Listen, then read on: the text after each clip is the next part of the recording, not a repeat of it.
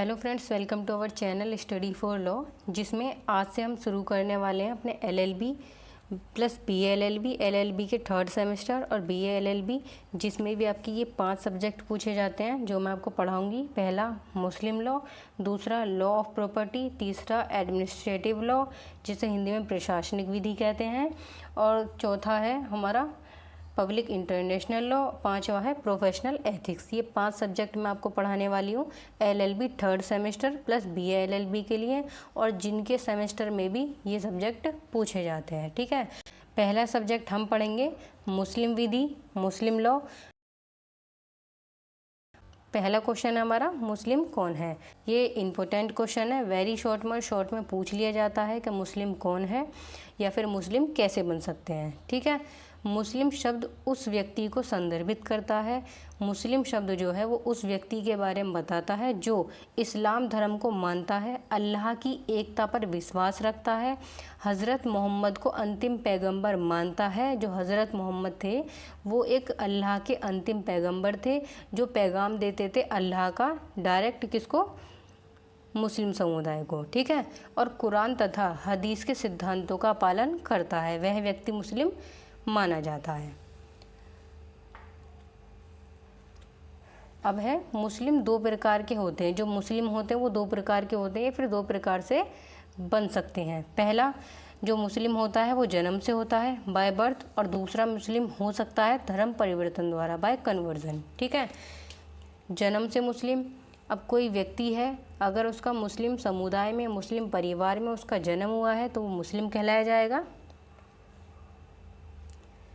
ठीक, यदि किसी व्यक्ति के दोनों माता पिता मुस्लिम हो तो वह जन्म से ही मुस्लिम माना जाएगा। अगर किसी व्यक्ति के मम्मी पापा दोनों ही मुस्लिम हैं तो वो बच्चा मुस्लिम माना जाएगा। ठीक है, और यदि पिता मुस्लिम और माता गैर मुस्लिम, जैसे कि अगर पिता मुस्लिम है और माता हिंदू है तो भी बच्चा सामान्यत यानी कि सामान्य रूप से वो मुस्लिम माना जाता है। ठीक है, और यदि उसे इस्लामी परवरिश मिले और माता मुस्लिम पिता गैर मुस्लिम हो, जैसे कि माता मुस्लिम हो और पिता हिंदू हो, तो इस्लामी परंपरा के अनुसार परवरिश इस्लाम में हो तो बच्चा मुस्लिम होगा।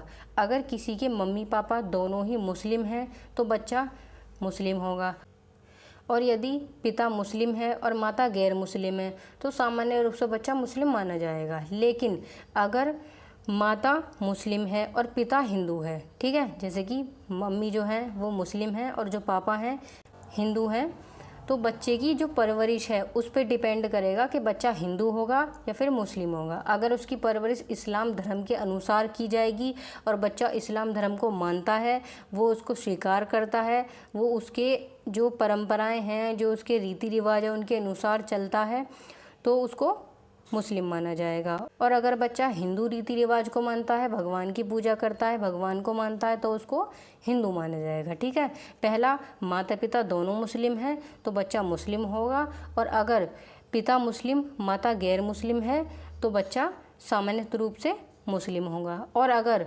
माता मुस्लिम है और पिता हिंदू है तो इसमें माना जाएगा कि बच्चे की जो परवरिश है वो किस धर्म के अनुसार की गई है। ठीक है, तो ऐसे आप पॉइंट में भी लिख सकते हो कि माता और पिता दोनों मुस्लिम हैं तो बच्चा होगा मुस्लिम, और अगर पिता मुस्लिम है, माता हिंदू है या फिर किसी भी धर्म की है तो बच्चा सामान्य रूप से मुस्लिम माना जा सकता है।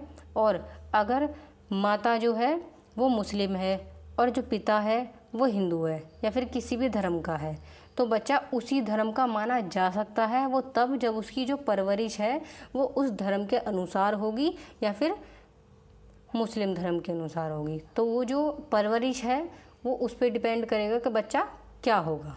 ठीक है, मुस्लिम होगा या हिंदू होगा। ठीक है, आगे देखते हैं। फिर अगला पॉइंट है धर्म परिवर्तन द्वारा, बाय कन्वर्जन। कोई व्यक्ति जन्म से मुस्लिम हो सकता है, कोई भी व्यक्ति है वो जन्म से मुस्लिम हो सकता है, और साथ ही धर्म परिवर्तन के माध्यम से भी मुस्लिम बन सकता है।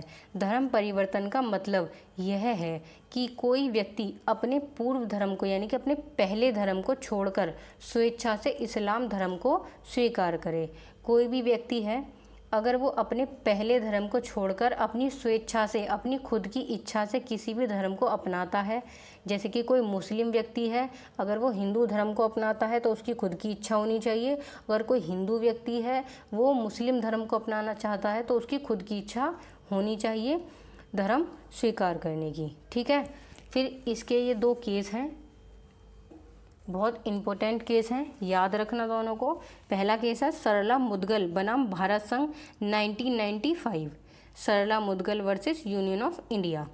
इस मामले में सुप्रीम कोर्ट ने कहा कि केवल दूसरी शादी करने के उद्देश्य से धर्म परिवर्तन अमान्य है, सच्ची नीयत से किया गया धर्म परिवर्तन ही मान्य होगा। अगर कोई भी व्यक्ति, कोई हिंदू व्यक्ति है, ठीक है, जैसे कि कोई हिंदू व्यक्ति है और वो दूसरी शादी करने के उद्देश्य से, दूसरी शादी करने के इरादे से मुस्लिम धर्म को अपनाता है, मुस्लिम धर्म को स्वीकार करता है, तो उसकी वो शादी मान्य नहीं होगी, वैलिड नहीं होगी। ठीक है, ये कहा गया था सरला मुदगल बनाम भारत संघ के केस में।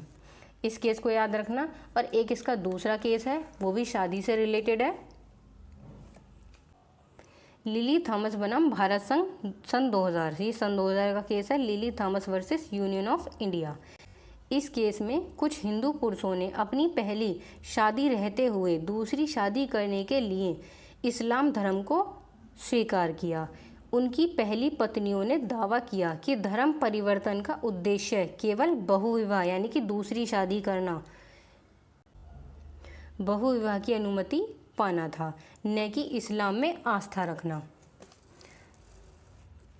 सुप्रीम कोर्ट ने कहा कि यदि धर्म परिवर्तन केवल व्यक्तिगत लाभ जैसे दूसरी शादी के लिए किया गया है और उसमें वास्तविक आस्था न हो तो वह मान्य नहीं होगा। अगर कोई भी व्यक्ति सिर्फ इस आशय से धर्म को अपनाता है, मुस्लिम धर्म को अपनाता है कि वो दूसरी शादी कर लेगा, क्योंकि मुस्लिम धर्म में 4 शादी करना वैलिड है। अगर कोई व्यक्ति इस उद्देश्य से धर्म को अपनाता है तो उसकी जो शादी है वो मान्य नहीं होगी और उसको सज़ा भी हो सकती है। ठीक है, हिंदू धर्म में दूसरी शादी करना एक अपराध है जो कि IPC, जो अब हमारा BNS है, उसमें बताई गई है। ठीक है, तो यहीं तक था ये क्वेश्चन हमारा। इसके ये 2 केस याद रखना।